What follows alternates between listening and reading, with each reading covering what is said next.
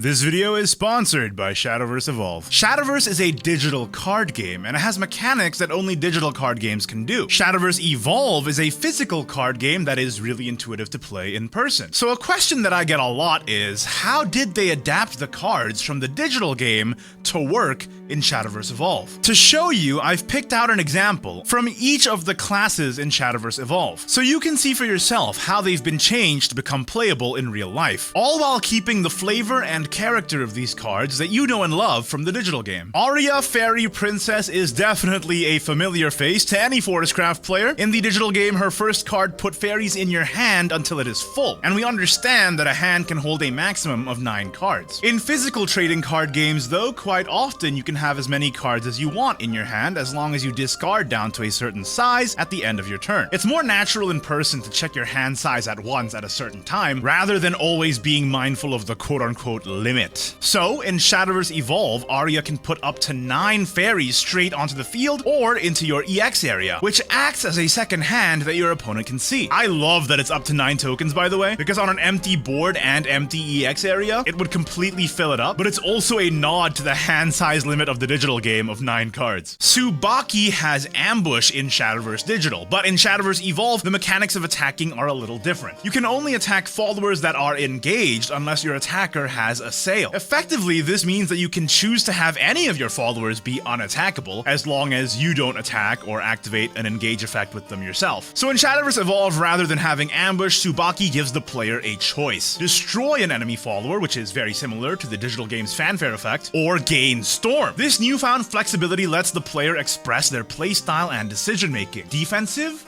or offensive. And in terms of flavor, having a ninja take out a key target or go straight for the throat is about as fitting as it gets. It's no stretch to say that Runecraft's most iconic mechanic in Shadowverse Digital is Spell Boost, but that's something frankly impossible to keep track of in real life. While Shadowverse Evolve adapts Spell Boost in a very clever way, calling it Spell Chain. The digital game doesn't have a cemetery where all your discarded and destroyed cards go, but in Shadowverse Evolve, you do have a cemetery. So Spell Chain counts the number of spell cards in your cemetery to see whether or not the effect procs. So our good friend Mithril Golem here still has his board clearing effect, and he gets a little boost as well, being able to burn face at Spell Chain 15. Some cards are more or less perfect to port just the way they are. Dark Dragoon Forte is a straightforward card.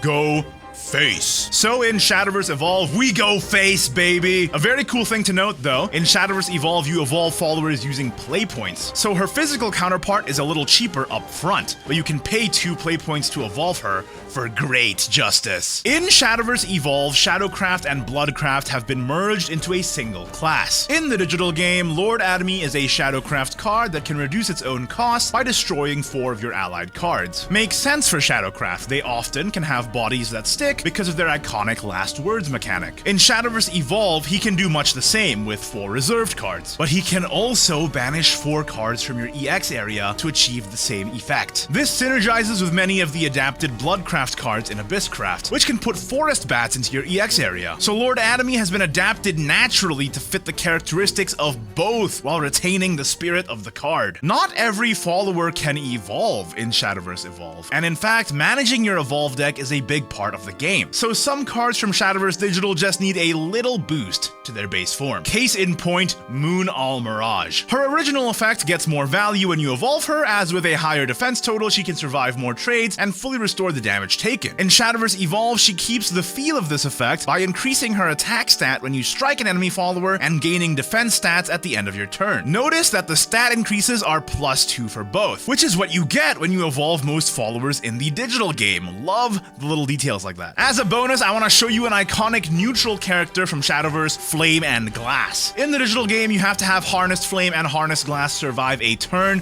to fuse and become Flame and Glass. In Shadowverse Evolve, Flame and Glass is main deckable and takes advantage of the cemetery system. As long as you have Harnessed Flame and Harnessed Glass in your cemetery, you can unleash Flame and Glass's full potential. It gives your deck a fun little side quest that you can do that has very much the same vibe as the original, using systems and mechanics that you can only do in the physical game. As you can see, the character characters and cards from the digital game Shadowverse have been so thoughtfully integrated into Shadowverse Evolve. The effects aren't exactly the same. They can't be, but the soul is very much preserved. Like the video if you did, don't if you didn't. Subscribe for more Shadowverse content in the very near future. Thank you so much for watching, and I'll see you all next time. Bye-bye.